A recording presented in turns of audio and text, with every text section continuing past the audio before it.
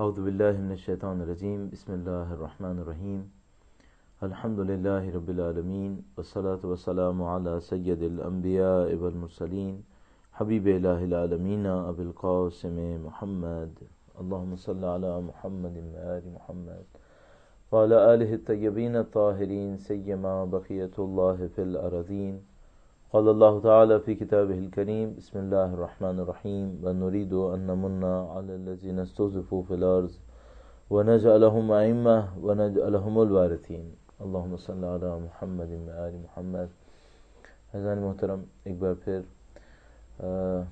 اس توفیق کے ساتھ کہ جو خدا متعال نے ہمیں نصیب فرمائی ہے کہ ہم مسلمانوں کے حالات کے اوپر غور و فکر کریں، مسلمانوں کے حالات کو سمجھنے کی کوشش کریں، اور اللہ کے رسول کی اس روایت کے سائے میں کہ جس میں فرمایا من اصبح ولم یہتم بامور المسلم فلیس بمسلم، جو شب و روز گزارے اور مسلمانوں کی امور کی پرواہ نہ کرے وہ مسلمان نہیں ہے۔ خدا نے توفیق دی کہ ہم مسلمانوں کے امور کی طرف توجہ دیں، ان کے حالات کو سمجھنے کی کوشش کریں، اپنے دشمن کو بھی پہچانیں اور اپنے دوست کی طاقتوں کو بھی سمجھیں، اور اپنے لیے ایک راستے کا تعین کریں کہ ہمیں کس کام کو انجام دینا ہے۔ بہت ضروری ہے کہ حالات ہمارے سامنے واضح ہوں، جو واقعات پیش آ رہے ہیں ان کی ایک سینس، اس کا ایک شعور ہمارے اندر موجود ہو، ہمیں پتہ ہو کہ کیوں پیش آ رہا ہے، کیسے پیش آ رہا ہے، جو ہمارے ساتھ دشمنی کر رہے ہیں وہ کیوں دشمنی کر رہے ہیں اور وہ کیسے دشمنی کر رہے ہیں۔ اسی جدوجہد میں یہ پورا زاویہ تشکیل دیا گیا، جس کا مقصد یہ ہے کہ آپ کے سامنے ایک انالیسس کیا جائے، ایک تجزیہ کیا جائے، اور ہدف یہ نہیں ہے کہ آپ اس تجزیے کو جیسا کہ پیش کیا گیا قبول کر لیں، بلکہ ہدف یہ ہے کہ آپ اس کے ذریعے سے اپنے اندر تجزیہ و تحلیل کی صلاحیت خود بھی بنائیں، اور آپ کو یہ پتہ ہو کہ اگر کوئی تجزیہ و تحلیل کرتا ہے تو اس میں کیسے نقائص ہو سکتے ہیں جس کو آپ نے سمجھنا ہوتا ہے۔ یہ دنیا فری میڈیا کی دنیا ہے، اس دنیا کے اندر کسی کی آواز کو نہیں دبا سکتے، جہاں اس کے فائدے ہیں وہاں اس کے نقصانات بھی ہیں۔ اس کا نقصان یہ ہے کہ یہاں بہت سارا گاربیج ہے، جو انفارمیشن نہیں ہے، وہ ڈس انفارمیشن ہے، اور وہ انفارمیشن کے نام پر لوگوں کو دی جا رہی ہے۔ تو اگر آپ کے اندر تجزیہ و تحلیل کی صلاحیت نہیں ہوئی، خدا نہ کرے، تو آپ کبھی نہیں سمجھ پائیں گے کہ انفارمیشن کون سی ہے اور ڈس انفارمیشن کون سی ہے۔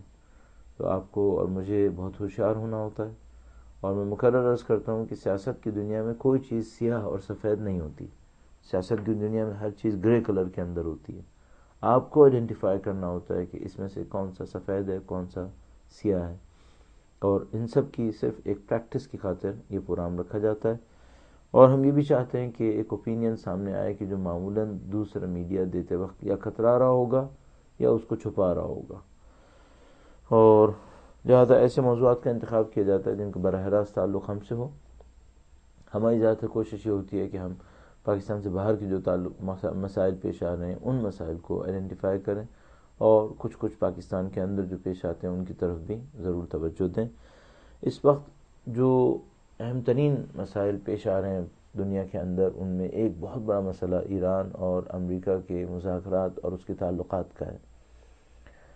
طبیعتاً جو بھی ایران کو ایک آئیڈیل کے طور پہ دیکھتے ہیں، یا ایران کو استعمار کے مقابلے میں، امپیریلزم کے مقابلے میں ایک ایسی اسٹیٹ کے طور پہ دیکھتے ہیں جس نے مقابلہ کیا ہے، تو وہ اپنے اندر ایک طرح کا خوف رکھتے ہیں کہ آیا ایران یہ جو مذاکرات کی طرف جا رہا ہے، آیا اس کا مطلب یہ ہے کہ ایران سلپ کر رہا ہے، اپنے موقف کو ترک کر رہا ہے، اور وہ موقف کو ترک کرنے کے بعد جو ہے وہ جس طرح دوسرے ممالک امریکہ کا شکار ہو جاتے ہیں اس کی سازشوں کا، تو کیا یہ اس کے ساتھ بھی ایسا ہونے والا ہے؟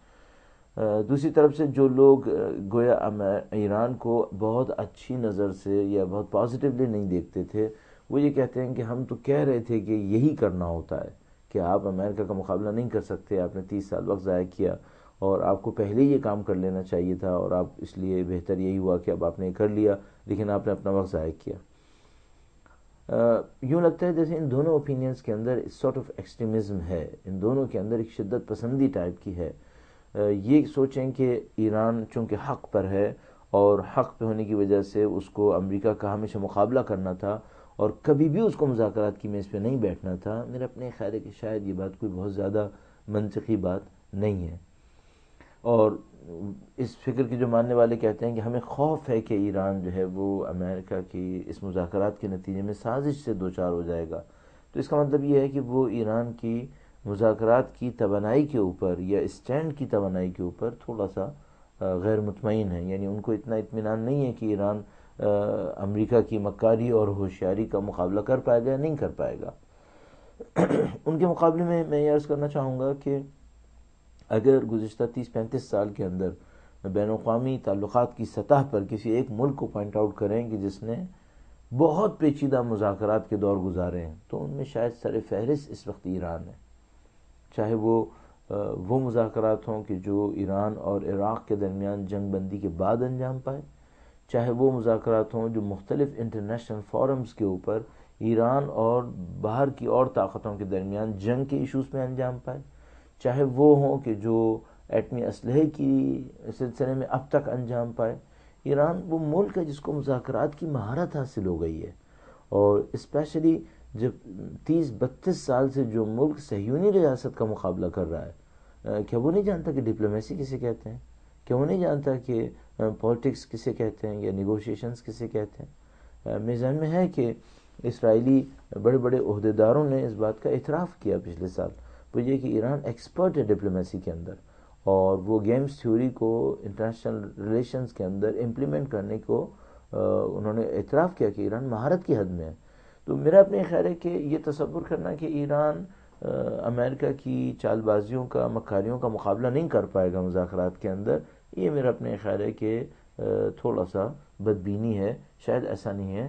ایران کے اندر کافی طاقت موجود ہے مذاکرات کرنے کی، ان کی ایکسپرٹیز اس معاملے میں بہت زیادہ ہیں، اور پورا انسٹیٹیوشنلائز ہوا ہے ان کے پاس یہ نظام کہ مذاکرات کیسے کیے جاتے ہیں، مذاکرات میں آگے کیسے بڑھا جاتا ہے، کس طریقے سے مقابلہ کیا جاتا ہے. تو میرا اپنا خیال ہے کہ اس سلسلے میں خوف اور ڈر کی کوئی زیادہ ضرورت نہیں ہے کہ ایران مذاکرات میں امریکہ سے نہ جیت پائے. دوسرا خطرہ یہ ہوتا ہے کہ ایران کا جو انقلابی موقف ہے وہ اس سے سلپ کر جائے گا، اور اس کے نتیجے میں جو یہ انقلابی طاقتیں ہیں وہ کارنر ہو جائیں گی. میرا اپنے خیال ہے کہ اس سلسلے میں انتہائی نفیس بیان تھا وہ کہ جو رہبر معظم نے آخری چند دنوں میں امریکہ کے سفارتخانے پر ایرانی طالب علموں کے حملے کی دن کی یاد میں بیان فرمایا. بہت اہم بیان تھا رہبر معظم کا، جس میں انہوں نے ان مذاکرات اور امریکہ کے تعلقات کی ہسٹری کو ایکسپلین کیا، اور وہ یہ کہ کیوں ایران مذاکرات کی طرف گیا اور مذاکرات کے دوران کس چیز کا ایران کو خیال کرنا پڑے گا. میں بریفلی صرف اتنا عرض کروں گا کہ وہ جو لیڈرشپ کے مقام پر ہوتا ہے اس کو یہ اندازہ ہوتا ہے بہت اچھے طریقے سے، اس کو اندازہ نہیں ہوتا بلکہ اس کو علم ہوتا ہے اس بات کا، وہ یہ کہ میری قوم کے اندر اس وقت خواہشات کیا ہیں، اور ان میں سے کون سی ایسی خواہشات ہیں جن کا جواب دیا جانا اس وقت بہت ضروری ہے، اور کون سی خواہشات وہ ہیں جن کا مقابلہ کیا جانا بہت ضروری ہے. مثال کے طور پر جب ایران کے اندر اس بات کی خواہش بہت زیادہ ابھری کہ ہم لوگ ایٹمی توانائی سے ریٹریٹ کرنے پیچھے ہٹ جائیں تو ہمارے مسائل حل ہو جائیں گے، تو جب یہ خواہش بہت زیادہ ابھری تو تقریباً 2.5 سال پہلے ایران نے بین الاقوامی سطح کے اوپر کہہ دیا کہ ٹھیک ہے ہم یورینیم کے انرچمنٹ کو ختم کرنے کو تیار ہیں. لیکن ایران نے 2 سال انتظار کیا، اور اس کے نتیجے میں نہ صرف یہ کہ مغربی ممالک کی طرف سے کوئی پازیٹیو کام انجام نہیں پایا بلکہ سینکشنز بھی نہیں ہٹائے، جو پابندیاں تھیں، بندشیں تھیں، وہ بھی نہیں ہٹائیں. اور ایران کو بہت اچھی طرح اس بات کا اندازہ ہوا ہے کہ انرچمنٹ کو روکنے کے نتیجے میں ہمیں کوئی مفید چیز حاصل نہیں ہو پاتی. یہ کام کئی سال پہلے انجام پایا، اور تقریباً 2 سال تک انہوں نے اس کو بلاک کیا، یعنی اپنی انرچمنٹ کے پروسیس کو روکے رکھا. لیکن اس 2 سال کے باوجود انٹرنیشنل کمیونٹی نے، جو نام نہاد انٹرنیشنل کمیونٹی امریکہ کی سربراہی میں بنی ہوئی ہے، لیڈرشپ میں بنی ہوئی ہے، اس نے کوئی بھی کام انجام نہیں دیا. تو ایران کو ایک تجربہ نصیب ہوا بقول رہبر معظم کے، وہ یہ کہ ہم اگر امریکہ کے سامنے پیچھے بھی ہٹتے ہیں تو اس سے ہمیں کوئی بہت اچیومنٹ نہیں ہوتی، وہ لوگ اپنی دشمنی ترک کرنے کو تیار نہیں ہیں. اور اصل یہ نعرہ کہ امریکہ کی دشمنی ایٹمی توانائی کی وجہ سے ہے، یہ نعرہ ہی غلط نعرہ ہے. آیا واقعاً اس پاپولر جرنلزم کے ایکسرسائز سے ہٹ کر کیا واقعاً امریکہ کی دشمنی ایران کے ساتھ ایٹمی توانائی کی وجہ سے ہے؟ اگر ایٹمی توانائی کی وجہ سے دشمنی ہے تو 1980 میں جب امریکہ کے کہنے پہ عراق نے حملہ کیا تھا ایران کے اوپر صدام حسین کی لیڈرشپ میں، تو اس وقت ایران کے پاس کون سا ایٹمی اسلحہ تھا، کون سی ایٹمی توانائی تھی اس وقت؟ یا مثال کے طور پر جب امریکہ نے ایران کے پیسنجر طیارے کو گرایا تھا 1988 کے اندر، تو کیا اس وقت ایران کے پاس کوئی ایٹمی توانائی تھی اس وقت؟ یا مثلا یہ جو امریکہ مسلسل صدام حسین کا ساتھ دیتا رہا اور آج تک سازشیں کر رہا ہے، یہ جو 30 سال 32 سال پہلے سے کر رہا ہے اور آج تک جاری ہیں، یہ سب ایٹمی توانائی کی وجہ سے ہمیں واضح طور پہ نظر آ رہا ہے کہ نہیں، ایسا نہیں ہے۔ امریکہ اور ایران کے درمیان اگر تعلقات خراب ہیں تو اس کی وجہ ایٹمی توانائی نہیں ہے، اس کی وجہ یہ ہے کہ ایران نے ایک اسٹانس لیا ہوا ہے، ایران کا ایک موقف ہے، اور وہ موقف ایٹمی توانائی نہیں ہے بلکہ اس ظلم کا مقابلہ ہے جو امریکہ دنیا میں کر رہا ہے۔ اور ان کو معلوم ہے کہ اگر ہم ایران کے اس موقف کو اپنی دلیل کے طور پر، آرگومنٹ کے طور پر پیش کریں گے تو ہم دنیا میں بدنام ہو جائیں گے۔ اس کا مقابلہ کرنے کے لیے انہوں نے یہ کہا کہ ہم ایران کا مقابلہ کر رہے ہیں ایٹمی توانائی کی وجہ سے اور دنیا کے امن کو خطرہ ہے، اور اس قسم کی فضول باتیں جو وہ عراق کے سلسلے میں بھی کرتے تھے، اور باٹم لائن میں وہاں پہ کچھ بھی نہیں تھا۔ تو یہی ترکیب وہ ایران کے خلاف استعمال کر رہے ہیں، اور ایک میں نے عرض کیا کہ یہ پاپولر جرنلزم کی ایک ایکسرسائز ہے، لوگوں کے اذہان کو، لوگوں کے ذہنوں کو کنٹرول کرنے کے لیے، کہ ان کو کسی ایسی چیز سے دہلایا جائے، بہلایا جائے کہ جو سنتے ہی وہ کنونس ہونے لگیں کہ ہاں بھئی یہ بہتر ہی ہے کہ ایسا نہ ہو، ورنہ اصل ایشو ایٹمی توانائی کا نہیں ہے۔ لیکن بہرحال رہبر معظم نے دیکھا کہ ان کے عوام کے اندر ایک کال ہے بہرحال کہ اگر ہم مذاکرات کی میز پہ چلے جاتے ہیں تو شاید مسائل حل ہو جائیں گے، اور نہیں معلوم کون کون سی لوگوں کے اندر باتیں ہیں کہ اکانومی ہماری تباہ ہو رہی ہے، اور اگر ہم وہاں پہ چلے جائیں گے تو ہماری اکانومی بن جائے گی۔ یہ لوگ امریکہ کو اتنا سادہ سمجھ رہے ہیں کہ امریکہ جو ہے وہ جیسے ہی ایران کہے گا کہ ہم ایٹمی توانائی روکنے کو تیار ہیں، انرچمنٹ کو، تو امریکہ اس کی اکانومی کو مضبوط کر دے گا۔ امریکہ نے کس ملک کی اکانومی کو مضبوط کیا ہے؟ اور بہت اچھا ایک جملہ مشہور ہے ہینری کیسنجر کے بارے میں۔ ہینری کیسنجر بہت ہی سینئر پولیٹیشین، ڈپلومیٹ، اور آپ سب کو پتہ ہے کہ رچرڈ نکسن اور ہینری کیسنجر نے امریکہ کے اس استکباری نظام کے لیے کیا کچھ انجام دیا۔ تو کہتے ہیں کہ کسی نے پاکستان کے ایٹمی دھماکے کے وقت جو انڈیا کے ایٹمی دھماکے کے جواب میں ہونے والا تھا، اس وقت ہینری کیسنجر سے پوچھا کہ پاکستان کو کیا کرنا چاہیے، تو اس نے کہا کہ پاکستان کو ایٹمی دھماکہ کر دینا چاہیے۔ تو پوچھنے والے نے پوچھا کہ اگر پاکستان ایٹمی دھماکہ کرے گا تو کیا امریکہ اس کی مخالفت نہیں کرے گا؟ تو اس نے کہا کہ یقیناً امریکہ اس کی بہت مخالفت کرے گا۔ تو اس نے کہا کہ تو پاکستان امریکہ کی دشمنی کو لے کر کیا خطرہ مول نہیں لے گا؟ اس نے کہا یقیناً خطرہ مول لے گا، اگر پاکستان امریکہ سے دشمنی کرے گا تو خطرہ ہوگا۔ تو اس نے کہا کہ کیا دوستی کر لے؟ تو کہنے کا دوستی میں اس سے زیادہ بڑا خطرہ ہوگا۔ یہ ہینری کیسنجر جیسے پولیٹیشنز کو بھی پتہ ہے کہ اگر امریکہ سے دشمنی کرو گے تو ایک خطرہ ہے، لیکن اگر امریکہ سے دوستی کرو گے تو اس کا خطرہ اس سے بڑھ کر ہے جو دشمنی کے اندر ہے۔ اور جتنے بھی لوگوں نے امریکہ سے دوستی کی ہے آج تک اپنی اس دوستی پر خوش نہیں ہو پائے۔ تو اگر مثال کے طور پر ایران جیسا ملک ہے جس نے 32 سال امریکہ سے دشمنی کی ہے، امریکہ کے ظالمانہ نظام سے، اس کے استکباری حرکتوں کی وجہ سے اس کی دشمنی کی ہے، تو اور ایران اس جگہ پہ پہنچا ہے، تو وہ جو سمجھ رہے ہیں کہ اب دوستی کر لیں گے تو بہتر ہو جائے گا، یہ پوری دنیا کو پتہ ہے امریکہ سے دوستی کر کے کوئی اچھی چیز حاصل نہیں ہوگی۔ اور پاکستان کا جو حشر ہے وہ ہماری اور آپ کی آنکھوں کے سامنے ہے۔ ہمارے ملک کے سیاستدانوں نے، ہمارے ملک کے جو ارباب اقتدار جن کو ہم تعبیر کرتے ہیں، جس کو آپ ایڈمنسٹریشن تعبیر کر لیں، جس کو آپ اندرونی انتظامیہ تعبیر کریں، انہوں نے امریکہ کی دوستیاں کر کر کے کون سی اچھائی پاکستان کے لیے حاصل کی ہے؟ بلکہ میں کہوں گا کون سی مصیبت ہے جو پاکستان کے اوپر نہیں آئی ہے اس امریکہ کی دوستی کی وجہ سے، اور ان سب کو لے کر ہم بیٹھے ہوئے ہیں۔ تو یہ آرگومنٹ کہنا کہ ایٹمی انرجی کے معاملے کے اوپر ہم مذاکرات کے اوپر بیٹھ جائیں گے، امریکہ دوستی کر لے گا، پھر ایران پتہ نہیں کیا بن جائے گا، یہ خواب کے برابر ہے۔ اس وقت جو امریکہ کے ڈائی ہارڈ فالوور تھے یا مثلا کولیگز تھے، تمام مصیبتوں میں ساتھ دینے والے تھے، ایک ایک مسئلے میں امریکہ کے ساتھ چلنے والے تھے، وہ اپنی اس دوستی پہ پچھتا رہے۔ اور بہت اچھا کمپیریزن ایک ہمارے پاس موجود ہے، وہ یہ کہ جب اسلامی انقلاب رونما ہوا تو ان کے اسٹوڈنٹس اٹھے اور انہوں نے امریکہ کی ایمبیسی کے اوپر حملہ کیا اور اس کو کہا کہ یہ فارسی میں لفظ استعمال کرتے ہیں، کہتے ہیں لانہ جاسوسی ہے۔ لانہ جاسوسی کا مطلب کیا ہوتا ہے؟ یعنی یہ ایک برڈ کیج ہے جاسوسی کا، اسپائنگ کا، اور یہ سینٹر ہے۔ تو انہوں نے کہا کہ یہ جو امریکن ایمبیسی ہے یہ گھونسلہ ہے تمام تر جاسوسی کارروائیوں کا، ہم اس کو یہ کام انجام نہیں دیں گے۔ انہوں نے ایمبیسی کے اوپر حملہ کیا، پوری دنیا نے ان کی مذمت کی، ان کی مذمت کرتے رہے، لیکن انہوں نے اپنے کام کو انجام دیا، اور اپنے کام کو انجام دینے کے بعد وہاں پر اپنے اہداف کو پورا کیا، اس جاسوسی کے سینٹر کو پوری دنیا سے اس علاقے سے ختم کر دیا۔ لیکن سوال یہ ہے جب ان اسٹوڈنٹس نے وہ کام کیا تو دنیا نے ان کی مذمت کی تھی، اور آج 30 سال کے بعد حتیٰ جرمنی کہہ رہا ہے کہ ہاں امریکن ایمبیسی نے ہماری جاسوسی کی ہے، اور جو جرمن چانسلر ہے اس کی بھی جاسوسی ہوئی ہے، اور نہیں معلوم کتنے حساس ممالک کے اندر بیٹھ کر امریکہ کے سفارت خانوں نے جاسوسیاں کی ہیں، اور ان میں سے کوئی ایسی بات نہیں جو میرے جیسا آدمی کہیں سے مثال کے طور پر کوئی چھپی ہوئی بات لے کر آئے گا. نہیں، بی بی سی کی ویب سائٹ کے اوپر پوری دنیا کے جو ایشوز ہیں ان کے اندر اس وقت top of the line issue یہ بنا ہوا ہے کہ امریکن ایمبیسی نے جاسوسی کی ہے، اور ہر ملک امریکہ سے طلب کر رہا ہے کہ تم یہ بتاؤ کہ تم نے یہ جو ڈپلومیٹک تم کو ایک سپورٹ ملی ہوئی تھی، کور ملا ہوا تھا، اس کمر کو تم نے مس یوز کیوں کیا. جرمنی کے اندر امریکن ایمبیسڈر کو کال کیا گیا اور اس سے پوچھا گیا کہ تم نے یہ حرکت کیوں کی ہے. پوری دنیا کے سامنے امریکہ کی خفت ہو رہی ہے.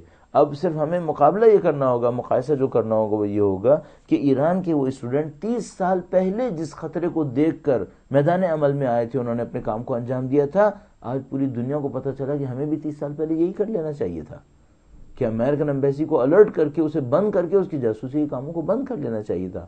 ہم نے نہیں کیا اور ان اسٹوڈنٹ نے کر لیا، اس لیے وہ حکومت آج تک باقی ہے، اور یہاں پر پوری دنیا کے اندر فتنہ و فساد مچا ہوا ہے. اس کی وجہ یہ ہے کہ امریکہ کا ہر اسٹیشن، ان کی ہر ایمبیسی ایکچولی جاسوسی کا اڈا بنی ہوئی ہے.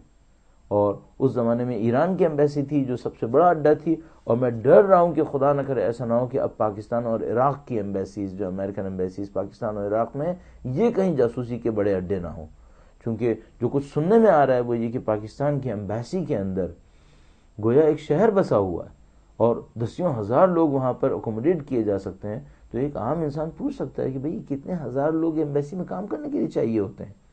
آپ نے جو اتنا بڑا ایک ایریا کور کیا ہوا ہے، اور جہاں تک مجھے یاد آتا ہے، جو ابھی میں شاید نمبرز کے اندر کوئی غلطی کر دوں، 6000 امپلائیز ہیں اندر. اگر 6000 امپلائیز ہیں، is it really an embassy کہ یہ ایک سفارت خانہ ہے جس کے اندر 6000 لوگ کام کر رہے ہیں؟ تو معلوم ہے کہ یہ کچھ اور ہو رہا ہے یہاں پر، اور جو کچھ ہو رہا ہے وہ دنیا بھر کے اندر سامنے آ گیا. اور وہ جو وکی لیگ کے ڈاکومنٹس تھے، پوری دنیا نے اسے ایکسیپٹ کیا کہ ہاں یہ ڈاکومنٹس صحیح ہیں، اسی کے اوپر ڈپلومیٹک ریئیکشنز دیے جا رہے ہیں. تو عزیزان محترم، یہ بات بالکل واضح ہے کہ وہ جو 30 سال پہلے رہبر معظم کی امام خمینی کی قیادت میں اسٹوڈنٹس اٹھے تھے، انہوں نے امریکن ایمبیسی پہ قبضہ کیا تھا، انہوں نے بالکل صحیح کیا تھا.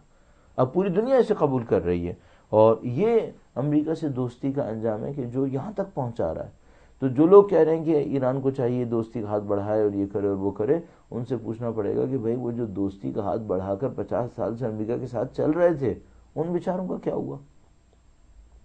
وہ امریکہ کی غلامی میں پھنس گئے، آج تک رو رہے ہیں کہ بھئی ہم نے کیا کام انجام دے کس کو اپنے سر پہ بٹھا دیا.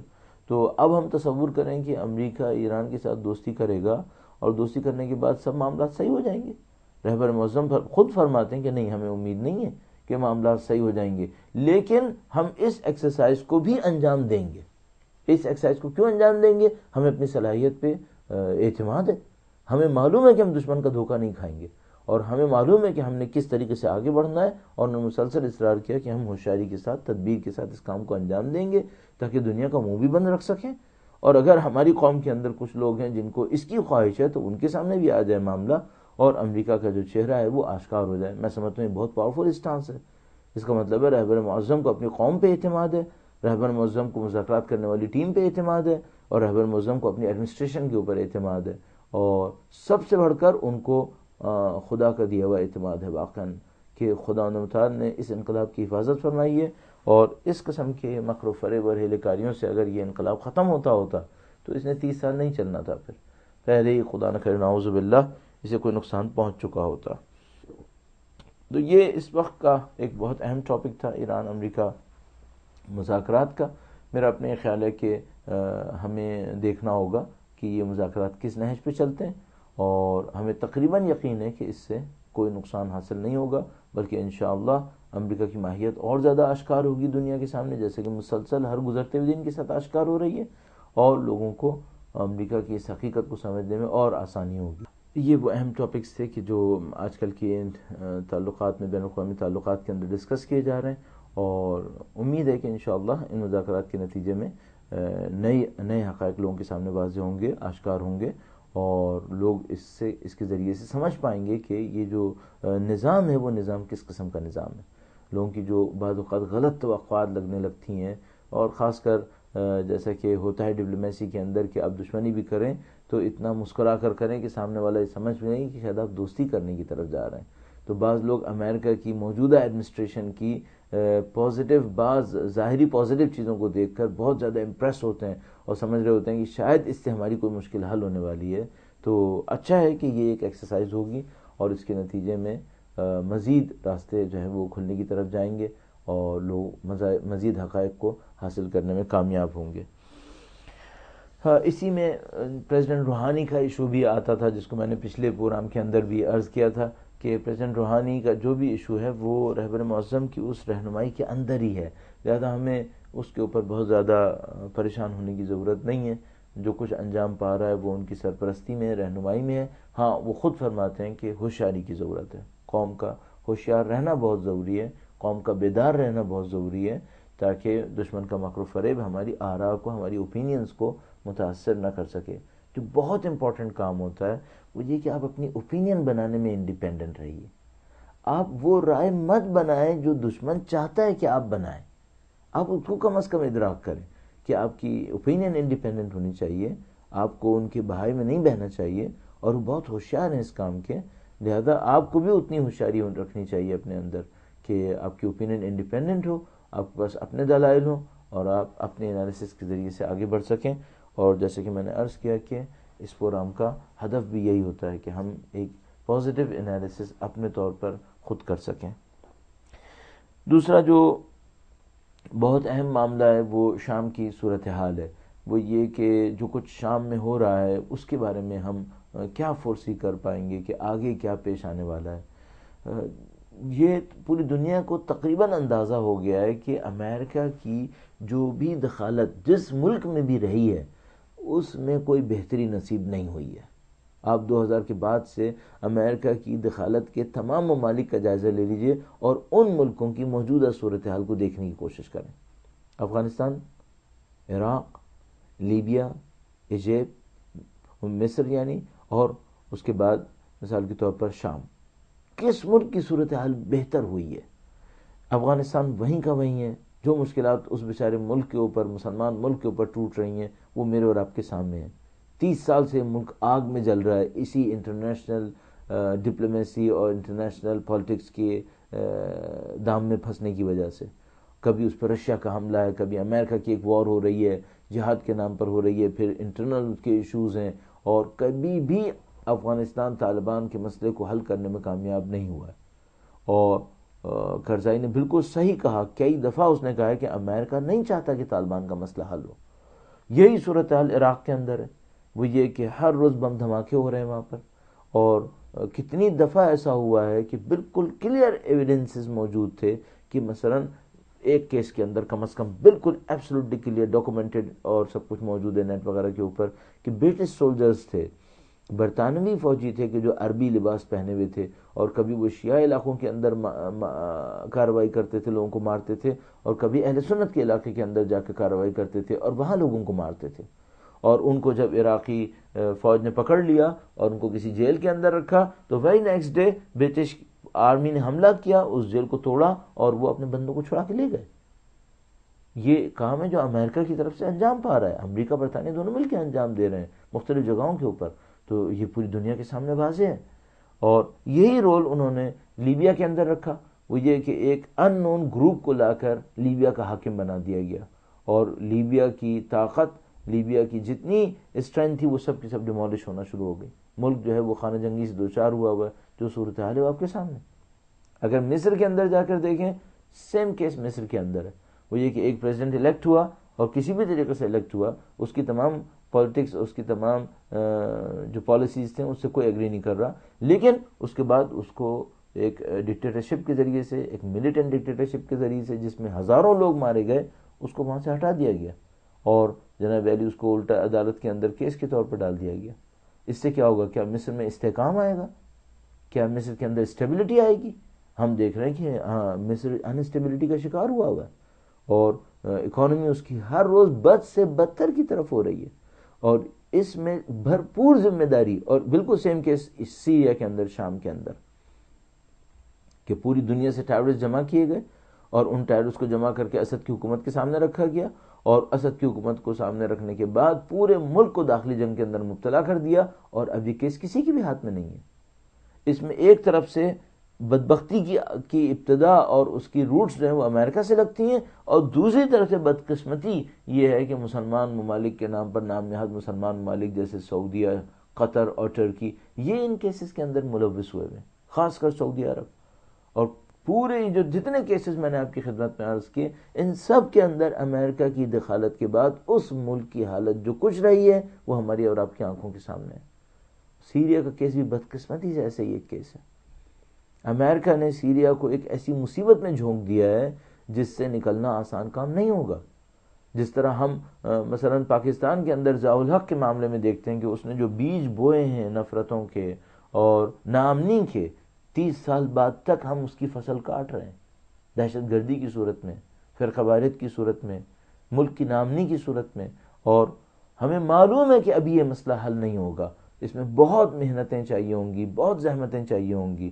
تو کیا شام میں حل ہو جائے گا اتنی آسانی سے؟ پاکستان کی صورتحال کتنی بھی خراب کیوں نہ ہو، الحمدللہ شام کی صورتحال سے بہت بہتر ہے، اور ہم جانتے ہیں کہ پاکستان کی صورتحال اتنی آسانی سے حل نہیں ہوگی، تو شام کے بارے میں کیا خیال ہے؟ میں یقین سے کہہ رہا ہوں اس میں بہت مدتوں چلنا ہے، یہ کوئی کسی کے جیتنے کی جنگ نہیں ہے اب، اور کوئی اس میں نہیں جیت پائے گا۔ اور بدقسمتی ہمارے ساتھ بعض اوقات یہ ہے کہ امریکہ جب ایک گروپ کا ساتھ دے رہا ہوتا ہے تو اس کے ماننے والے خوش ہو رہے ہوتے ہیں کہ دیکھو امریکہ ہمارا ساتھ دے رہا ہے، اب ہم آگے بڑھ جائیں گے۔ ان کو یہ نہیں پتا ہوتا کہ امریکہ نہ اسد کے ساتھ ہے نہ اسد کے مخالفین کے ساتھ ہے۔ امریکہ کو کسی سے کوئی ہمدردی نہیں ہے۔ امریکہ کا مطلب امریکی عوام نہیں ہے، بلکہ امریکہ کا وہ صہیونی ظالمانہ استکباری نظام ہے۔ اس نظام کو جس کو صرف دنیا کے چند مادہ پرست شہوت پرست انسان چلا رہے ہیں، ان کو کسی اسد غیر اسد سے کوئی دلچسپی نہیں ہے، ان کو سیریا سے کوئی دلچسپی نہیں ہے، ان کو انسانوں سے کوئی دلچسپی نہیں ہے، ان کو صرف اپنے مفادات سے دلچسپی ہے۔ اور ان کے مفادات کس چیز کے اندر ہیں؟ وہ یہ کہ یہاں بربادی آئے۔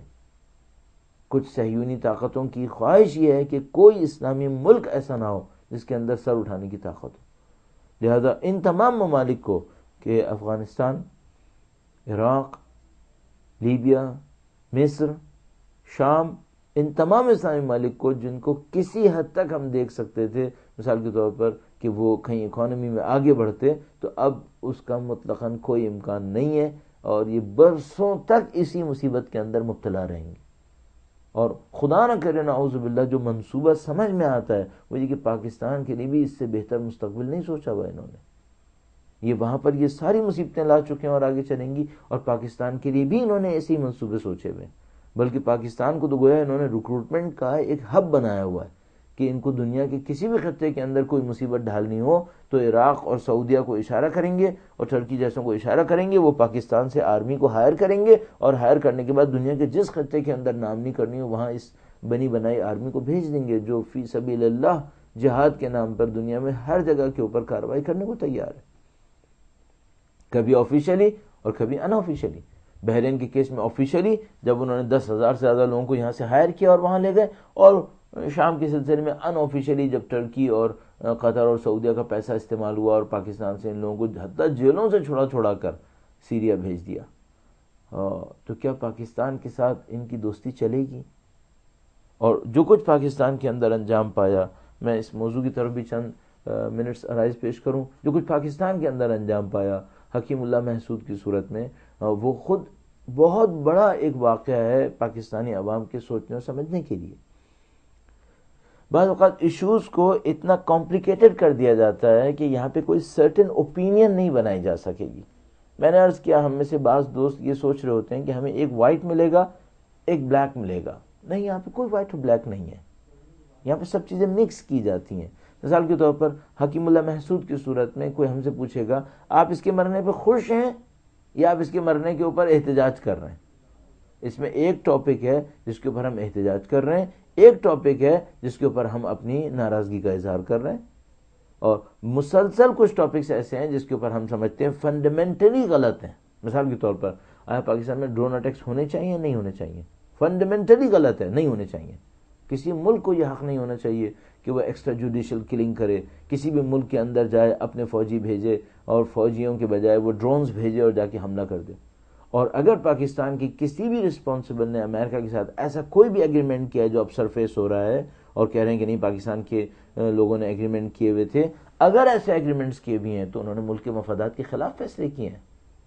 یہ کیسا ایگریمنٹ ہے جس کے اندر میں اپنے ملک کے اندر رہوں اور دوسرے ملک سے کہوں کہ میں تم کو اجازت دیتا ہوں کہ تم اپنی آرمی کے ساتھ اندر گھسو، جس کو مارنا ہے مارو اور واپس چلے جاؤ، میں پبلک کے سامنے کہتا رہوں گا کہ میں اس کے مخالف ہوں، تم اور میری لگی ہوئی ہے، بندھی ہوئی ہے، تم مارتے رہنا. یہ کیا ہو رہا ہے؟ یہ ملکی مفادات کے اندر ہے، یہ ملک کو بیچنے کے مترادف ہے، یہ ملک کو دوسروں کے ہاتھوں تسلیم کرنے کے مترادف ہے. اگر ٹرو میننگز میں دیکھا جائے بغاوت کے برابر ہے. یہ آپ نے بغاوت کی ہے ملک کے اندر، ملک کو دوسرے ملک کے ہاتھوں بیچ دیا آپ نے. تو اگر کسی نے ایسا ایگریمنٹ کیا بھی ہے تو صحیح نہیں ہے. اب لوگ کہہ رہے ہیں کہ ہاں ایسے ایگریمنٹ ہوا تھا اندر 2004 کے اندر ہو گیا تھا، نہیں معلوم صحیح ہے یا نہیں ہے، لیکن اگر ایسا ایگریمنٹ تھا بھی تو صحیح نہیں ہے، ملکی مفادات کے خلاف ہے. کوئی ملک اپنی حاکمیت اور اپنی آزادی کا اس طرح سے سودا کرے گا کیا؟ اور اگر مثال کے طور پر ان کو مارنا ہی تھا اور ڈرون اٹیکس ہی ہونا ضروری تھے تو پاکستان آرمی کیوں نہ کرے؟ پاکستان آرمی کو تو اس طرح بے عزتی کا سامنا کرنا پڑ رہا ہے کہ پوری دنیا اس کے سامنے مذاق بنی ہوئی ہے کہ پاکستان جو ہے وہ ہیوملیٹ ہو رہا ہے، اس کی بے عزتی تحقیر ہو رہی ہے کہ دوسرا ملک آتا ہے اس کے اندر گھستا ہے اور اس کے سامنے مار کے چلا جاتا ہے اور پوری دنیا مذاق اڑاتی ہے. کل میں ایک ویب سائٹ کے اوپر دیکھ رہا تھا، اس نے لکھا کہ یہ پاکستانی حکومت جس کے پاس کیش نہیں ہے، یہ پیسوں کی خاطر امریکہ کو اجازت دے رہی کہ وہ اندر آئے، گھسے، ڈرون سے حملہ کرے اور چلا جائے. کتنی بے عزتی کی بات ہے. اور ہمارے بڑے ارباب اقتدار ان تمام بے عزتیوں کو برداشت کر رہے ہیں. یہ کیا پاکستانی آرمی کے ساتھ انصاف کر رہے ہیں؟ یہ پاکستان کے ملک کی عزت سالمیت کے ساتھ انصاف کر رہے ہیں؟ یہ پاکستان کی امیج کے ساتھ کوئی انصاف کر رہے ہیں؟ یہ ناانصافی ہے. اور اگر مستقبل میں کوئی وقت آیا تو جن لوگوں نے اس کام کو کیا ان کو جرم کی سزا اٹھانی پڑے گی. تو اگر کوئی کہ آپ ڈرون حملے کی تائید کرتے ہیں، ہم ڈرون حملے کی مخالفت کرتے ہیں. کوئی کہ آپ اس کا مطلب ہے حکیم اللہ محسود کی تعریف کر رہے ہیں. نہیں، حکیم اللہ محسود شرپسند انسان تھا. اس نے جو کچھ دہشت گردی کی کارروائیاں کی وہ دنیا کے سامنے کیا کوئی چھپی ہوئی بات ہے؟ اس نے جس طریقے سے مسجدوں کے اندر بم دھماکے کیے ہیں، جس طرح آرمی کے پرسنل کو مارا ہے، یعنی اسی طرح کل میں کوئی آرٹیکل دیکھ رہا تھا جس میں لکھنے والے نے بہت اچھا لکھا کہ جس کسی نے بھی اس کو شہید کہا ہے، جس کسی نے بھی اس کی تعریف کی ہے، اس نے وہ جو بیچارے مرنے والے تھے ان کے یتیموں کے منہ پہ تماچا مارا ہے کہ جو بیچارے یتیم ہوئے، جو عورتیں بیوہ ہوئیں، جو عبادت گاہیں خراب ہوئیں، ختم ہوئیں، تباہ ہوئیں، برباد ہوئیں، ان کے کرنے والے کو آپ شہید کہہ رہے ہو. او بھائی، یہ کون سا شہید ہے جو مسجدوں کو اڑا رہا ہے؟ یہ کون سا شہید ہے جو دو لوگوں کی جانوں سے کھیل رہا ہے اور آپ اسے شہید کہہ رہے ہیں؟ اور جن پارٹیز نے یہ کیا ہے ان کو اپنی اسلامی افکار کے بارے میں خود سوچنا چاہیے. اچھا، اب مشکل یہ ہے کہ جب آپ یہ جواب دیں گے تو سامنے والا کہے گا اس کا مطلب ہے آپ اس بندے کی تعریف کر رہے ہیں کہ جس نے ان کا مقابلہ کیا تھا. نہیں، اس کی بھی تعریف نہیں کر رہے. اس کے اپنے مسائل ہیں، اس کی اپنی مشکلات ہیں. اس نے کب دین کا ساتھ دیا جو آج دین کے نام پر ان کی مخالفت کرنے کے لیے کھڑا ہوا ہے؟ اس نے کب دین کی حمایت کی؟ اس نے کب دینی ادارے چھوڑے؟ تمام دینی اداروں کو تو اس نے بھی تباہ و برباد کیا جہاں پر اس کا اثر چل رہا تھا. تو ایک کمپلیکس سچویشن ہے. وہ یہ کہ آپ کہتے ہیں ڈرون حملے غلط ہیں، ہم کہہ رہے ہیں ڈرون حملے غلط ہیں. یہ آدمی صحیح تھا، نہیں، یہ آدمی بھی غلط ہے. اس نے کتنے لوگوں کو مارا یہ ہم سب کے سامنے، کتنا فوجیوں کو مارا یہ ہم سب کے سامنے. اس کے بعد جو اس کی مخالفت میں کھڑا ہوا ہے وہ کہہ رہا ہے یہ شہید ہے، وہ خود ایک مسئلہ ہے ہمارے لیے. اور جو اس کے مقابلے میں آیا اور کہہ رہا ہے کہ نہیں یہ جو آپ نے شہید کہا یہ غلط کہا، وہ خود اپنے ایک مسائل لے کے بیٹھا ہوا ہے. یعنی ہم جیسے لوگوں کے سامنے پرابلم یہ ہے کہ ہم ساتھ دیں تو کس کا ساتھ دیں. اور اس خاطر میں آپ سے عرض کر رہا ہوں ہمارا انالیسس بہت مضبوط ہونا چاہیے، ہمیں بہت عقل مندی کے ساتھ بڑھنا چاہیے. ایسا نہ ہو کہ ایک آدمی ہماری حمایت کی ایک بات کہہ رہا ہو تو ہم کہیں ہاں بھائی اس کا مطلب ہے ہم اس کے ساتھ ہیں. نہیں، ہم اس کے ساتھ نہیں ہیں. اس ایک صحیح بات میں اس کے ساتھ ہیں، باقی اس کی اپنی دسیوں غلط باتیں اس میں اس کے ساتھ نہیں ہیں. تو ہمیں اپنی انالیسس کو بالکل صحیح کرنا ہوگا. یہ جو حکیم اللہ محسود کا معاملہ تھا یہ خود امریکی ایڈمنسٹریشن کی ایک حرکت ہے جس سے بہت واضح نظر آ رہا ہے کہ وہ کبھی بھی پاکستان کو طالبان کے ایشو کو ختم نہیں ہونے دیں گے. ان کے مفادات میں نہیں ہیں. ان کو طالبان کے ذریعے سے بہت سارے مفادات حاصل ہو رہے ہیں، لہذا وہ کبھی بھی اس کو ختم نہیں ہونے دیں گے. یہ خود ان کی بنائی ہوئی ہے. ہمارے پاس وہ کلپس موجود ہیں جب برجنسکی جیسے لوگوں نے جا کر طالبان کو کریٹ کیا ہے اور ان سے کہا ہے کہ یہ جو رشینز ہیں یہ تمہارے ساتھ یہ کر رہے ہیں وہ کر رہے ہیں، اور جو فلاں یہ کر رہا ہے، تم کھڑے ہو جاؤ، اور نعرے تکبیر برجنس کی لگاتا ہے، اللہ اکبر کہتا ہے. تو یہ بنائے ہوئے امریکہ کے ہیں اور ان کے مفادات کو پورا کرنے کے لیے. کرزائی کب سے اس بات کے اوپر امریکہ کے ساتھ لڑ رہا ہے کہ امریکہ اجازت نہیں دیتا کہ افغانستان اپنے مسائل کو ختم کرے، اپنے مسائل کو حل کرے. بالکل اسی طریقے سے امریکہ کبھی اجازت نہیں دے گا کہ پاکستان اپنے مسائل کو حل کرے. اور یہاں صرف ایک راستہ ہے، یہاں پہ ایک راستہ جو ہے وہ یہ ہے کہ پاکستان کے حکمران ذمہ دار حکمران ہوں، ان کا تعلق اپنی عوام سے ہو، وہ اپنی عوام کی طاقت کے بلبوتے کے اوپر کھڑے ہو کر امریکہ کا مقابلہ کریں. اور اگر ایسا نہیں ہوا، اور میں جانتا ہوں کہ ایسا ابھی فی الحال نہیں ہوا ہے، تو یہ حکمران ہمیشہ امریکہ کے سامنے اپنے آپ کو سرنڈر کرتے رہیں گے.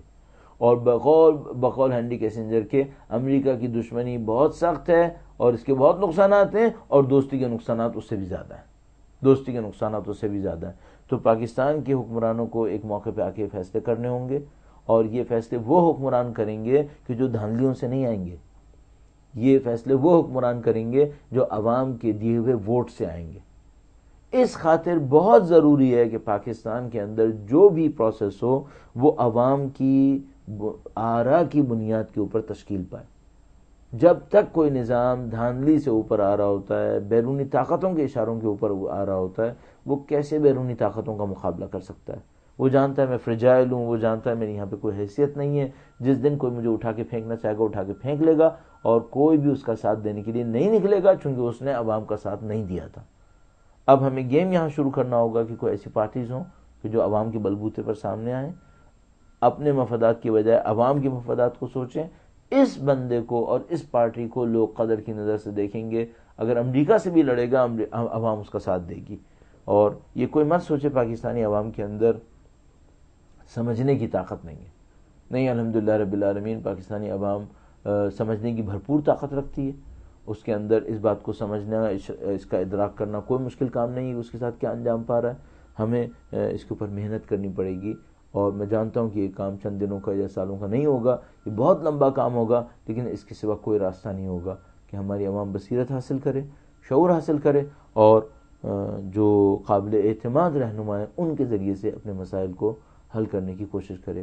یہ چند انتہائی اہم پوائنٹس تھے جو اس وقت بین الاقوامی تعلقات کے مسئلے کے اندر واضح ہوئے ہوئے. اور اب ہم کوشش کریں گے کہ آپ کے سوالات کے ذریعے سے جو اور پوائنٹس مسنگ ہیں ان کو ڈسکس کریں، اور کچھ اور ایسے ٹاپکس جن کو ہم نے ڈسکس نہیں کیا وہ ڈسکس کر سکیں انشاءاللہ. درود بھیجے گا محمد و آل محمد پر. بسم اللہ الرحمن الرحیم. کچھ سوالات ہمارے پاس موجود ہیں جو ایک ہی پیپر کے اوپر جمع کر لیے گئے، اور ان کو ہم کچھ سوالات کو جواب دینے کی کوشش کرتے ہیں انشاءاللہ. سوال ہے کہ کیا پاکستان میں اس وقت کسی اسلامی بیداری کی تحریک کی ضرورت ہے؟ اگر ہے تو کہاں سے شروع کیا جائے؟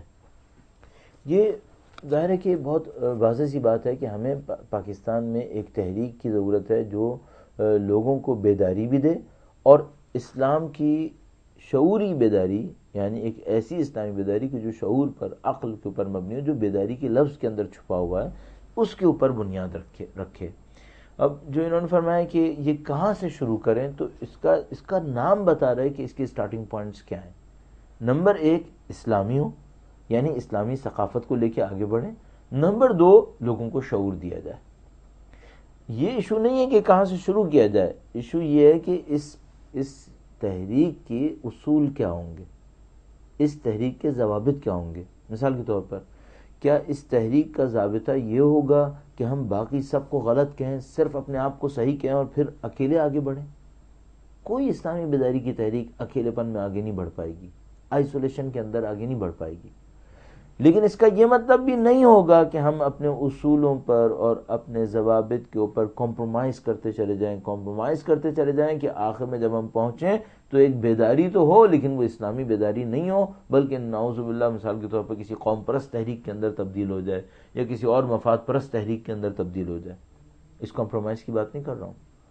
ایک وسعت قلبی کے ساتھ، جس طرح کہ اللہ کے رسول نے کیا، انہوں نے بات کو آگے بڑھایا اور کہا کہ ہر انسان اس میں شامل ہو سکتا ہے، اس میں شامل ہو. ہر ایک کو عزت دی، ہر ایک کو احترام دیا اور ان کو آگے آنے کا موقع دیا. اسلامی بیداری کی تحریک سب سے اہم کام تو یہ کرے کہ بھائی بیداری دے، شعور دے اور لوگوں کو ساتھ لے کر چلے. جو ہمارے ساتھ اس وقت بہت بڑی مشکل ہے وہ یہ ہے کہ کچھ لوگ ہیں جو شعور نہیں دے پا رہے، اور کچھ لوگ وہ ہیں جو دوسروں کو ساتھ لے کر چلنے کے قائل نہیں ہیں، اپنے آپ کو لے کر اکیلے چلنا چاہتے ہیں. اسلامی بیداری کی تحریک آئسولیشن میں نہیں چلتی ہے. مجھے سمجھ میں نہیں آتا ہم لوگ اتنا زیادہ امام خمینی کا تذکرہ کرتے ہیں، امام خمینی کے انقلاب کی تحریک کو کیوں نہیں دیکھتے؟ حتیٰ کہ امنسٹ کو لے کے چل رہے تھے تو کیا مثلا اپنے اصولوں پہ کمپرومائز کیا ہوا تھا؟ نہیں، اپنے اصولوں پہ کمپرومائز نہیں کیا ہوا تھا، لیکن حتیٰ کہ امنسٹ بھی ساتھ چل رہے تھے. ان کی مجبوری تھی. مثلا ہم نے کیوں اپنے آپ کو اس جگہ تک نہیں پہنچایا؟ میں نہیں کہہ رہا کہ ہم امام خمینی کی طرح کامیابیاں حاصل کر پائیں گے، اللہ چاہے تو شاید وہ بھی ہو جائے گا، لیکن کم سے کم اصولوں میں تو ان کی پابندی کر لیں. وسعت قلبی دکھاتے تھے، تحمل دکھاتے تھے، لوگوں کو لے کر چلنا جانتے تھے، لوگوں کی بنیادی جو پیرامیٹرز تھے سوچنے سمجھنے کے وہ ان کی گرفت کے اندر تھے. یہاں ہمارے ساتھ مشکل یہ ہے کہ ہمارا بات کرنے والا جب بات کر رہا ہوتا ہے تو حامی کم بناتا ہے، مخالف زیادہ بنا دیتا ہے، نہیں معلوم کس طریقے سے ایسا ہو جاتا ہے. اور یہ بہت ساری ایسی پرابلمز ہیں. اسٹریٹجی کی پرابلم ہمارے پاس ہے، پلاننگ کی پرابلم ہمارے پاس ہے کہ ہم چاہتے ہیں کہ لوگوں کو لے کر چلیں، لیکن ہمارے سامنے کوئی ایجنڈا نہیں ہے کہ ہم کہاں لے کے چلنا چاہتے ہیں، ان لوگوں کو کہاں پہنچانا چاہتے ہیں. تو اس طرح کے مسائل ہیں جو انہوں نے کہا کہ اسلامی تحریک کی ضرورت ہے بیداری کی تحریک کی. ہاں، بیداری کی تحریک کی ضرورت ہے، لیکن پہلے اصول و ضوابط کے اوپر مبنی ہو، اس کو لے کے چلنے والوں کو پتا ہو کہ ہم کہاں لے کے جا رہے ہیں، اور اس کے ساتھ یہ تحریک چلائی جائے. ورنہ صرف اتنا ہوگا کہ جو بھی تحریک کے نام پر اٹھتا ہے اور ایک موومنٹ بنانے کے لیے آگے بڑھتا ہے، وہ خود ایک پارٹ ہوتا ہے 25 اور پولیٹیکل پارٹیز اور سیمی پولیٹیکل پارٹیز کے ساتھ. تو وہ یہ کہہ رہا ہوتا ہے کہ میں سب کو لے کے چلوں گا، اور پتہ چلتا ہے پہلے 5 پارٹیز تھیں اب 6 ہو گئی ہیں، یا پہلے 6 تھیں تو اب 7 ہو گئی ہیں. اور یہ اس وجہ سے ہوتا ہے کہ اصول و ضوابط معین نہیں ہوتے اور اپنے کام کو سمجھ نہیں پاتے. سوال ہے کہ پوری دنیا کو وہابیت سے کیا خطرہ لاحق ہے مستقبل میں؟ ہم مختلف نام استعمال کرتے ہیں، اصطلاحات استعمال کرتے ہیں، مثلا وہابیت کہتے ہیں، سلفیت کہتے ہیں، اور مختلف عناوین کے تحت اس حصے کو یاد کرتے ہیں جس کو ہم تکفیری گروپ بھی کہتے ہیں. اشارہ کس بات کے اوپر؟ اشارہ اس بات کے اوپر ہوتا ہے کہ جو خود کو مسلمان کہہ رہا ہے باقی سارے مسلمانوں کو نامسلمان کہہ رہا ہے، اور اس کا کام یہ رہ گیا ہے کہ کبھی وہ شرک کے نام پر، کبھی بدعت کے نام پر، کبھی کسی نام پر اللہ کے رسول کی تمام نشانیوں کو تباہ کر دے، نعوذ باللہ تعالی، ان کے نام کی مخالفت کرتا رہے اور لوگوں کے سامنے پوز دیتا رہے گا کہ یہ کام میں نے توحید کے نام پر کیا، یہ میں نے مسلمانوں کو ایک پاکیزگی تک لے جانے کے لیے کیا. ہم اس گروپ کا تذکرہ کر رہے ہیں. یہ وہ گروپ ہے جو شدت پسند ہے، یہ گروپ ہے کہ جو پوری دنیا کے اندر مسائل کو ایجاد کر رہا ہے.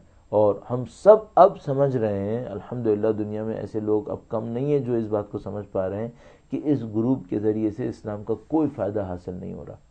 اس سے مسلمانوں کے درمیان سوائے نفرتوں کے اور کوئی چیز حاصل نہیں ہوئی، اور اب جو مصیبت آئی ہے وہ نامنی ہے جو اس گروپ کے ذریعے سے حاصل ہو رہی ہے. تو پوری دنیا کے سامنے اس سلفی تکفیری گروپ کی کارروائیاں جو ہیں وہ ظاہر ہیں.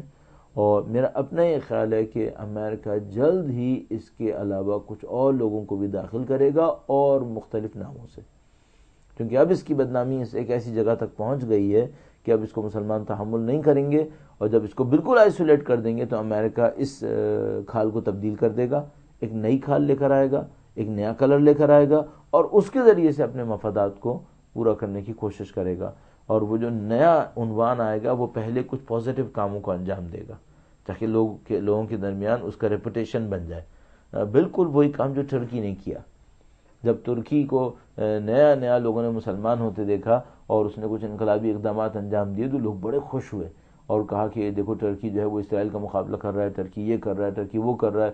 اور اس کے بعد جب ٹرکی نے شام کے اندر اپنی کارروائیوں کو انجام دیا اور یہ سارا سیریا کے اندر ہونے والا آپریشن، شام کا آپریشن جو وہ ٹرکی کے تھرو انجام پا رہا تھا، تب لوگوں کو اندازہ ہوا کہ یہ سب ڈھکوسلا تھا. اور یہ جو اندرونی طور پر اس نے کچھ پازیٹیو چیزیں بھی انجام دی تھیں، بیرونی طور پر اس کی حرکتیں سازشوں سے کم نہیں تھیں. ٹرکی اندرونی طور پر کچھ پازیٹیو چیزیں بھی انجام دیں اس نے، مثلا اسکارف کے اوپر جو بین تھا وہ اس کو لفٹ کروا دیا. ٹرکی کی اکانومی میں اسٹیبلٹی آئی ہے، ٹرکی کی ڈیموکریسی کے اندر بہتری آئی ہے، لیکن بین الاقوامی سطح کے اوپر ٹرکی صہیونیت کا شکار ہے اور امریکہ کے ہاتھوں میں کھیل کر دنیا اسلام کے لیے مصیبت بنا رہا ہے۔ اس بات کا مقابلہ ہونا ٹرکی کے اندر ضروری ہے۔ تو یہ مجھے لگتا ہے کہ یہ وہابیت کا ٹائٹل بھی ایسے ہی ہے، یہ چینج ہو جائے گا، اور عین ممکن ہے کہ کوئی لبرل سیکولر ٹائپ کے کر کے ایک اور ٹائٹل لایا جائے، اور یا کوئی سیمی ریلیجیس ٹائٹل لایا جائے، اور اس کے ذریعے سے پھر مسلمانوں کے اندر آگے دوبارہ پینٹریشن کی جائے۔ سلفیت کا علاج اس کی آئسولیشن ہے۔ بہترین کام یہ ہوگا کہ یہ آئسولیٹ کیا جائے، مسلمانوں کو اس کے خطرے سے آگاہ کیا جائے، اور جب یہ آئسولیشن میں جائیں گے تو خود بخود ان کا نام اور ان کا کام ختم ہونے کی طرف جائے گا۔ لکھا ہے پاکستان میں بڑھتے ہوئے سعودی انفلوئنس اور مدارس کی امداد کو کس طرح روکا جا سکتا ہے؟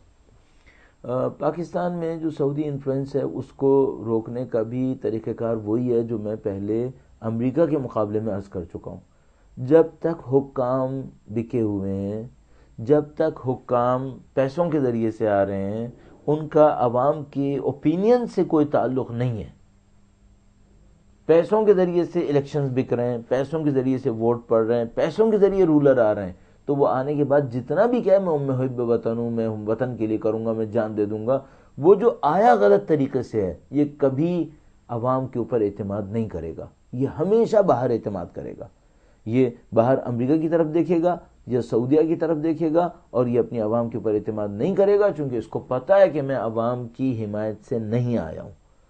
اگر کوئی ایسا مخلص ہے جو یہ کہہ رہا ہے کہ میں باہر کی حمایت سے آیا ہوں لیکن میں اندر سے محب وطن ہوں، تو میں اس سے کہوں گا کہ براہ مہربانی اپنے محب وطن ہونے کو جعلی طریقے سے آنے کے بعد ثابت مت کرو۔ اگر تم محب وطن ہو تو صحیح طریقے سے حاکم بننے کی کوشش کرو، اور اگر کوئی مجھ سے یہ کہے کہ نہیں یہاں صحیح طریقے سے بننے کا کوئی امکان نہیں ہے، تو پھر ایسے محب وطن کی حکومت پہ آنے کے بعد صحیح کام کرنے کا بھی کوئی امکان نہیں ہے۔ اگر وہ صحیح راستے سے حکومت پہ نہیں پہنچ سکتا تو حکومت میں پہنچنے کے بعد بھی صحیح کام انجام نہیں دے پائے گا، چونکہ وہ دست نگر ہوگا سعودیہ کا، وہ دست نگر ہوگا قطر امریکہ کا، اور اس کے ہوتے ہوئے یہ کبھی بھی صحیح کام کو انجام نہیں دے سکے گا۔ تو اس کے سوا کوئی راستہ نہیں ہے کہ طریقے سے آیا جائے، عوام کی اوپینینز کو ساتھ لے کے آیا جائے، اور ان کی آراء کو استعمال کرتے ہوئے صحیح راستے سے حکومت پہ آنے کے بعد محب وطن بن کر کام کیا جائے۔ سعودی انفلوئنس کا جو مقابلہ ہے وہ اسی طریقے سے ممکن ہے، عوام کے اندر اویئرنیس بڑھے، عوام صحیح لوگوں کو انتخاب کرنے کی طرف جائیں، اور یہ میں آپ کو مطمئن ہو کے عرض کر رہا ہوں کہ پاکستانی عوام اب سعودی انفلوئنس میں نہیں ہے، حکومت انفلوئنس میں ہے۔ عوام ان کے اثر و رسوخ کے اندر نہیں ہے۔ عوام بہت اچھے طریقے سے سمجھ رہی ہے، خاص کر سیریا کے مسئلے کے بعد سے لوگوں نے بہت اچھی طریقے سے آئیڈینٹیفائی کر لیا ہے کہ سعودیہ کا رول کیا ہے۔ اور مثال کے طور پر جو بڑی ڈیولپمنٹس ہوئی ہیں، مثال کے طور پر آپ دیکھ رہے ہیں کہ حماس کے بڑے لیڈر نے ایک موقع پر سیریا کے مخالفین کا پرچم لہرا دیا تھا۔ آج حماس خود اقرار کر رہی ہے کہ ہاں یہ غلط ہوا تھا۔ خالد مشعل کے بارے میں مشہور ہے کہ اس نے سیریا کے جو مخالفین تھے اسد کے مقابلے میں ان کا پرچم خود لہرایا اور مثال کے طور پر ان کی حمایت کی تھی۔ آج حماس خود مجبور ہے اور اعلان کرے کہ ہاں یہ ہم نے غلط کیا تھا، ہمیں یہ کام نہیں کرنا چاہیے تھا، اور یہ کہہ کر انہوں نے اپنے آپ کو سعودی عرب سے باہر نکالنے کی کوشش کی ہے۔ اصل لوگ معتقد ہیں کہ یاسر عرفات کا جو کام اتنا زیادہ خراب ہوا وہ بھی اس وجہ سے تھا کہ اس نے سعودیہ سے امداد لینا شروع کر دی تھی۔ جب تیل بنا، تیل کی قیمت بڑھی 1970s میں، اور سعودیہ کے پاس بے انتہا پیسہ آیا، اس پیسے کو استعمال کر کے اس نے مختلف تحریکوں کو خریدنا شروع کیا، وہیں سے یاسر عرفات کا معاملہ ختم ہوا۔ تو میں سمجھتا ہوں کہ عوام کے اندر شعور بڑھ رہا ہے، اور اب سعودی اثر و رسوخ عوام کے اوپر نہیں ہے۔ عوام سے جا کر پوچھیں کہ واقعی اس کو خادم حرمین شریفین کہیں گے تو وہ شاید لفظاً کہہ دیں، لیکن معنوی طور پر قطعاً اس کو قبول کرنے کو تیار نہیں ہے، نہ وہ جو اس کیمپ میں ہے نہ وہ جو اس کیمپ کے اندر ہے۔ اب جو اثر رسوخ سعودیہ کا ہے وہ حکومتی سطح کے اوپر ہے، اور حکومتی سطح پر میں نے عرض کیا نکلنے کا طریقہ کار یہی ہوگا کہ جو محب وطن ہے، اگر واقعاً محب وطن ہے تو وہ ڈھنگ سے انتخابات میں جائیں، انتخابات کو صحیح طریقے سے انجام دیں، اور اس کے بعد پھر قابل اعتماد حکومتیں تشکیل پائیں گی۔ عوام کو بھی یہی کرنا ہوگا۔ لکھا ہے کہ پاکستان میں حکیم اللہ محسود کے مرنے پر سیاسی اور مذہبی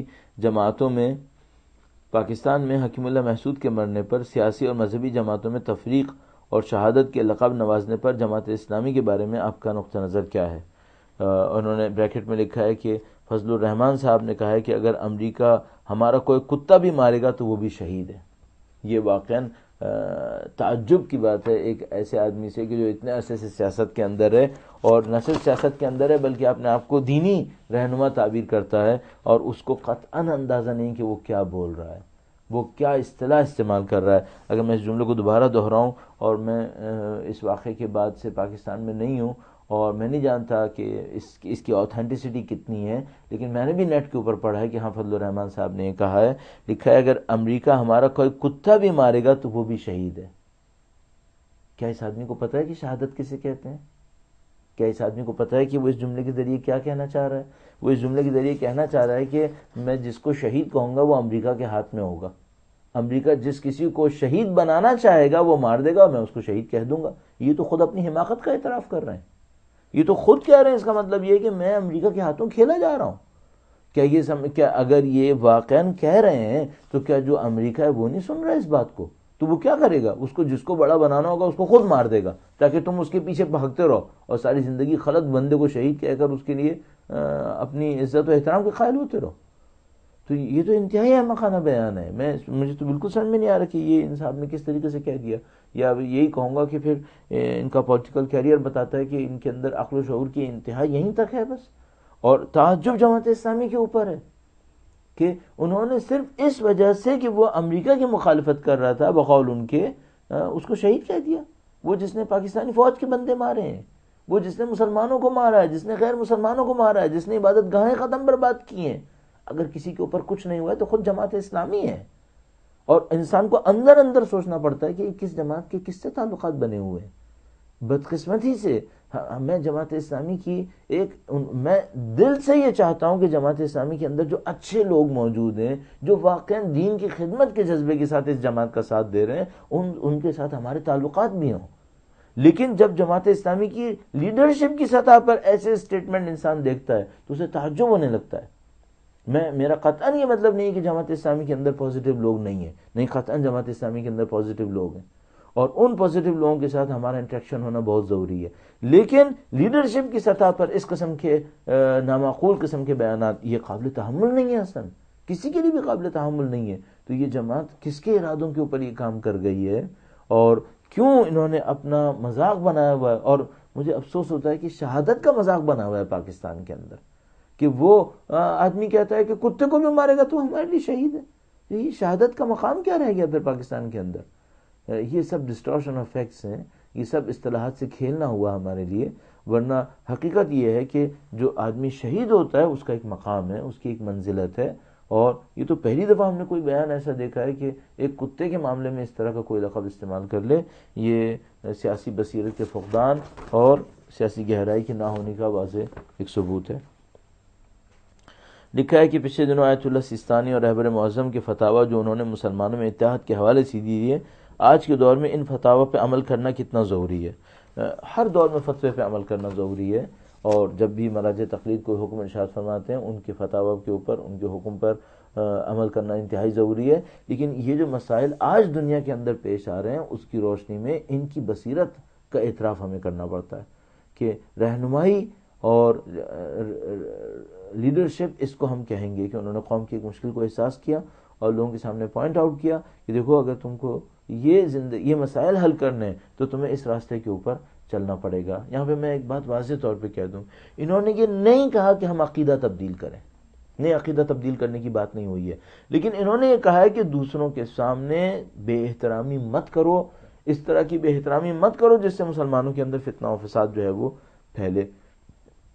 یہ وہ بات ہے جس کو انہوں نے پوائنٹ آؤٹ کیا ہے کہ انہوں نے نہیں کہا کہ ہم اپنا عقیدہ تبدیل کریں تاریخ کے بارے میں، افراد کے بارے میں اور نظریات کے لیے، لیکن جو بات ہے وہ یہ کہ ہم کوئی ایسا کام نہ کریں جس سے معاشرے کے اندر فتنہ و فساد پھیلے، اور اس کی ہمیں احتیاط کرنی ہوگی تاکہ ہم ایک دوسرے کے نزدیک آ سکیں۔ اور میں نے جیسا کہ عرض کیا، ہر جماعت کے اندر کچھ پازیٹیو لوگ ہیں، ان پازیٹیو لوگوں کے ساتھ ہمارا انٹریکشن ہونا بہت ضروری ہے تاکہ ہم اس سلفی اور تکفیری اور شدت پسند دہشت گرد گروپ کو آئسولیٹ کر سکیں معاشرے کے اندر، اور معاشرے کے اندر امن و امان قائم کر سکیں۔ بہت وقت ہو گیا اور کچھ سوالات جو ہیں وہ کچھ باقی ہیں، لیکن ہم اپنے سلسلے کو یہیں پہ اختتام پذیر کریں گے انشاءاللہ۔ پروردگار عالم نے چاہا تو کسی اور موقع کے اوپر اس پروگرام یا کسی اور پروگرام کے ذریعے سے حاضر ہوں گے انشاءاللہ۔ السلام علیکم ورحمۃ اللہ وبرکاتہ۔